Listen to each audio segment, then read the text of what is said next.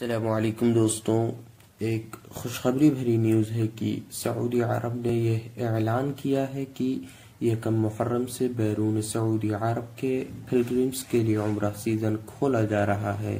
اس مقصد کے لیے غیر ملکی پلگرمز کے استقبال اور مسجد حرام میں نمازوں کی ادائیگی کا شیڈول ترتیب دینے کے لیے 500 عمرہ کمپنیاں پلگرمز کے خیر مقدم کی تیاریوں میں مصروف ہیں، لیکن اس کے ساتھ ساتھ کچھ شرائط بھی ہیں، جیسے ویکسین لازمی ہے۔ اسی طرح 18 سال سے اوپر کے لوگ ہی عمرہ کر سکیں گے۔